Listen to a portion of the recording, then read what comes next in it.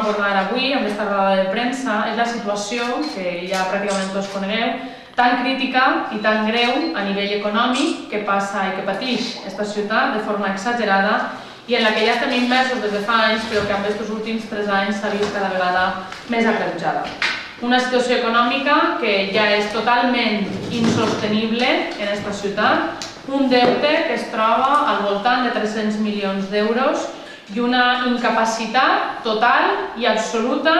de fer front a les obligacions de pagament de l'administració local. I com veieu, totes aquestes coses unides són les que ens mouen a estar avui novament així, perquè no és la primera de les vegades, per denunciar aquesta situació.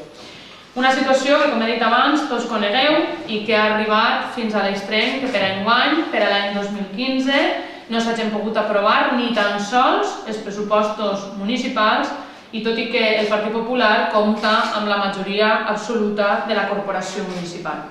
I quina és la raó que justifica una decisió d'aquestes característiques de deixar sobre la mesa el pressupost municipal? Jo crec que està més que clara. El fet que la proposta de pressupost municipal presentada per l'equip de govern era manifestament il·legal i irreal, els ho vam dir en els últims pressupostos municipals i els ho vam tornar a repetir en aquest nou plantejament de projecte de pressupost, i a més de tot això, sense cap tipus de reacció per part del govern, ni tan sols, no sols a les nostres al·legacions ni als nostres plantejaments, ni tan sols als reparos que l'interventor municipal venia posant-los ja en els anteriors projectes de pressupostos i en aquest últim també d'una forma molt contundent. Novament, el govern del Partit Popular pretenia aprovar, com us dic, un pressupost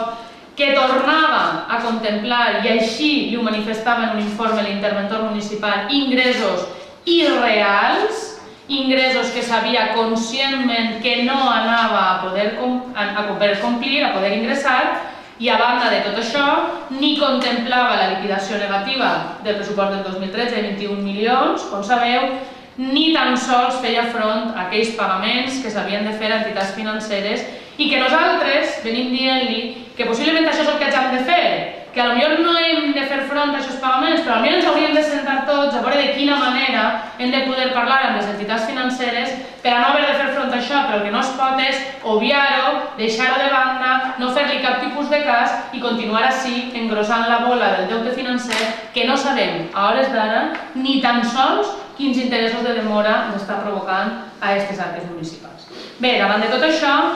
nosaltres, jo no vaig estendre'm més, el Partit Popular fa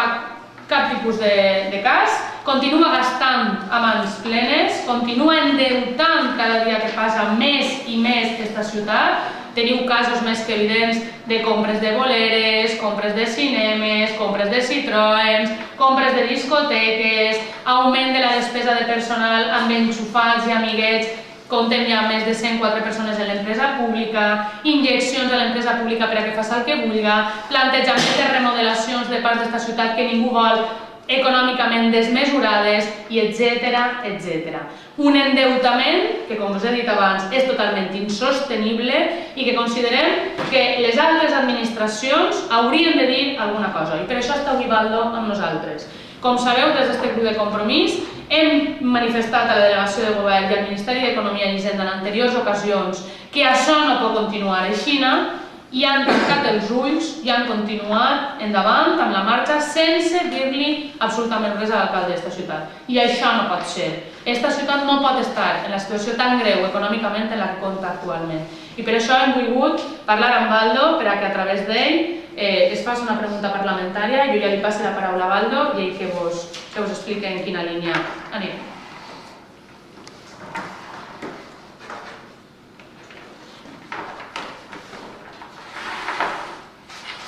Bé, tot i que jo també provinc del món municipal, fins fa encara no fa un any, jo era regidor, i quan llisc i em compten els números de Gandia em sembla esgarrifós. Vull dir, jo m'escandalitzo perquè he estat al cap d'un ajuntament i entenc que hi ha determinades coses que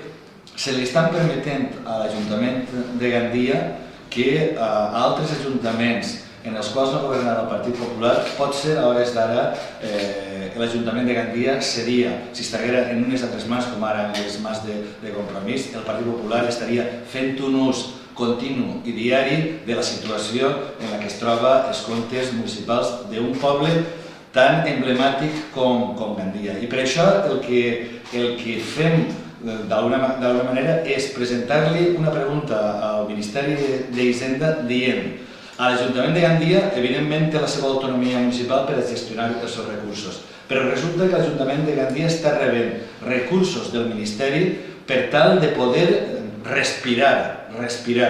I, per tant, alguna exigència s'haurà de fer des del Ministeri a l'hora de dir què s'està fent, quina gestió s'està fent a l'Ajuntament de Gandia, perquè els recursos de l'Estat no poden anar d'una manera il·limitada, d'una manera continuada a l'Ajuntament de Gandia mentre se fa una gestió municipal absolutament caòtica i, sobretot, més que caòtica, jo diria irresponsable. Irresponsable perquè, en definitiva, el que està generant-se és un deute que afectarà a les futures generacions de gandiens. I, per tant, la pregunta que des de Compromís anem a fer-li al Ministeri és, sabent que ja 3 vegades se li ha ajudat a l'Ajuntament de Gandia, sabent que des del grup municipal de Compromís s'ha denunciat davant de diferents instàncies, el Ministeri d'Hisenda pretén seguir donant diners a fons perdut i sense cap mena de control a l'Ajuntament de Gandia, o prendrà d'una vegada per totes cartes en l'assumpte i d'alguna manera li dirà a aquest Ajuntament i a aquest alcalde pintoresc, per donar-li un adjectiu amable, li permetrà seguir gestionant un ajuntament com si fos un cortijo sense cap control. I, per tant, com que està utilitzant recursos públics de tots, des de Compromís instem al Ministeri d'Hisenda que prenga cartes a l'assumpte i li digui a aquest ajuntament que té que complir les seves obligacions, té que pagar